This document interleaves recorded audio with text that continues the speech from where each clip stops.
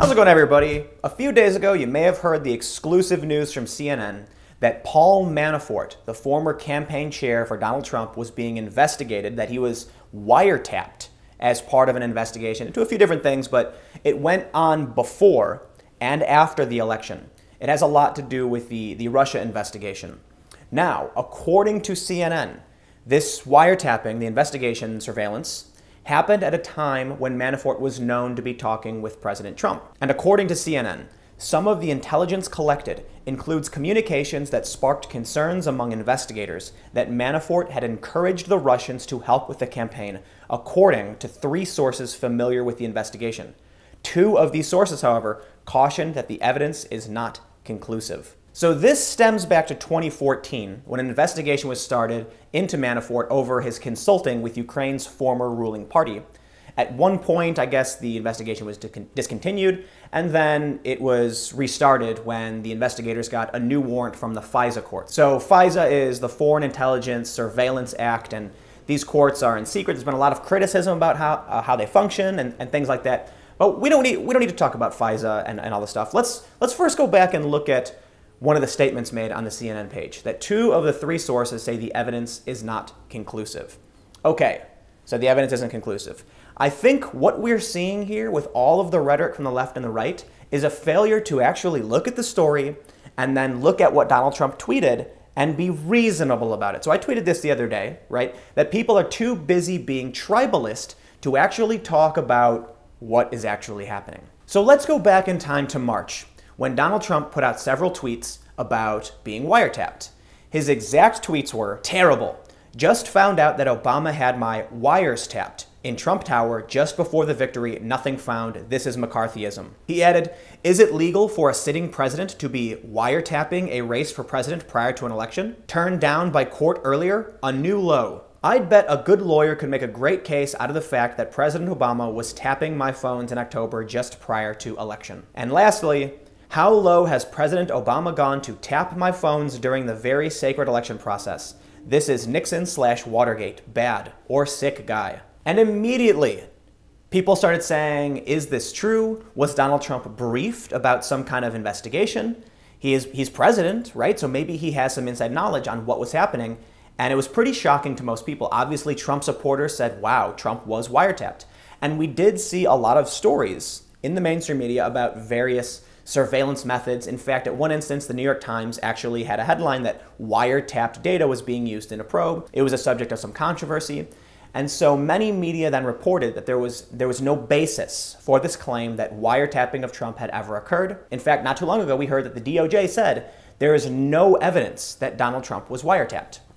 So first, it's very strange to me that what we're seeing right now, the left is defending the surveillance state. I'm absolutely, what's the right word for this? The left is angry with they don't like WikiLeaks, right? They used to. They're defending the surveillance state, right? The NSA and wiretapping and all this stuff, saying, oh, but Trump isn't being wiretapped. And right off the bat, I would assume that everybody's wiretapped, right? We know the NSA is collecting data on basically everybody. Why wouldn't they be collecting data on Trump? But I digress. Let's not get into speculation. Let's address the other people's speculation. So even today, CNN is saying that Trump has no evidence that his wiretapping claims are true, even with Paul Manafort with the confirmation that Paul Manafort was wiretapped. So first, Paul Manafort lived in Trump Tower. Do we have evidence that Trump Tower itself was wiretapped? No. But Paul Manafort was being surveilled, he was being wiretapped, and he did live in Trump Tower. So it is probable, to say the least, that some phones within Trump Tower were being wiretapped. Paul Manafort was working on the Trump campaign. And according to CNN, the surveillance was happening at a time when Manafort was known to be speaking with Trump. I'd say probability dictates that Trump probably got caught up in some of that surveillance, to say the least.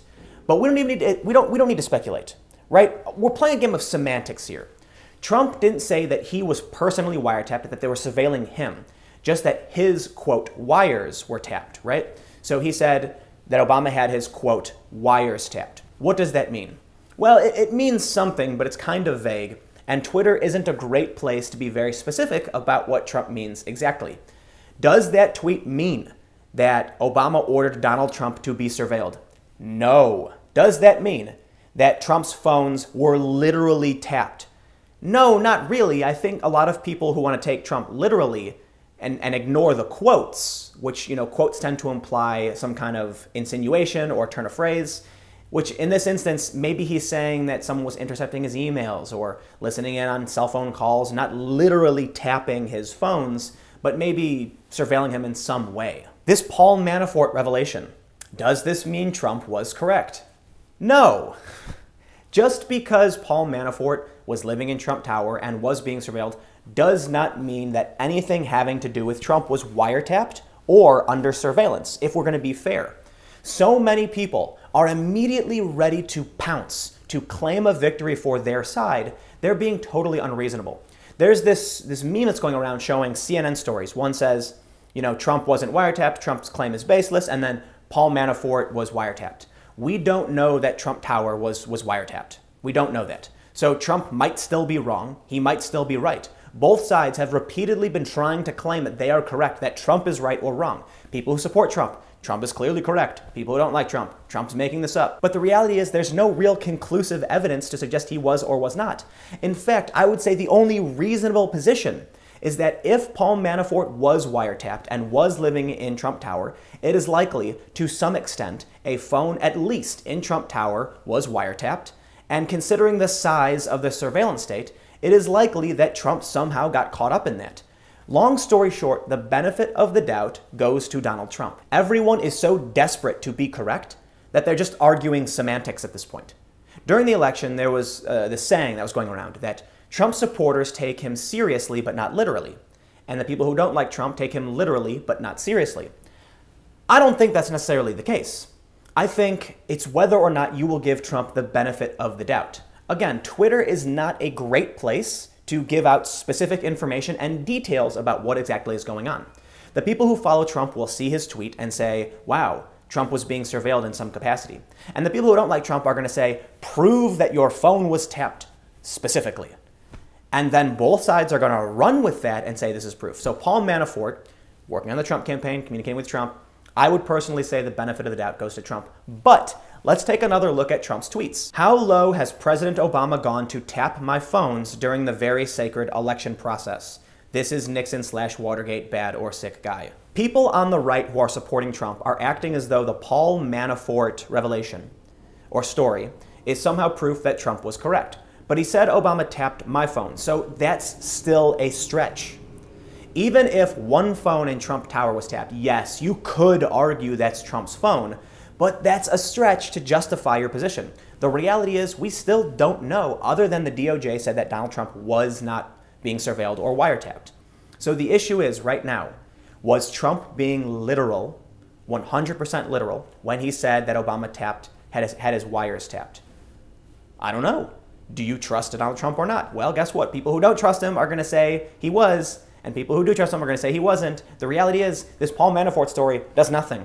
It's not the first time we've heard that people within the Donald Trump circle were being surveilled or investigated. So why is all of a sudden everyone acting like this is some grand revelation? And sure enough, I guess because of all the memes among the right now, CNN has a story, once again, saying that Donald Trump has no proof that he was wiretapped, going into great detail about how even if Paul Manafort's wiretapping caught Donald Trump in, say, a conversation, that Trump's conversation would be removed. Okay, CNN literally arguing that if a phone belonging to Donald Trump in Trump Tower was tapped in an attempt to get conversations from Paul Manafort, and that Trump was on one of these phone calls, that it would be removed. Right, that argument doesn't mean Trump was not wiretapped. In fact, CNN's own story, if that logic is true, you're arguing that Trump may have been wiretapped inadvertently. Right, just because Trump was inadvertently wiretapped doesn't mean he wasn't wiretapped. I don't understand what CNN's argument is at this point. So let me back up and calm down a little bit. There's only one thing we can say for sure. Trump made a claim. The DOJ says that claim is not true.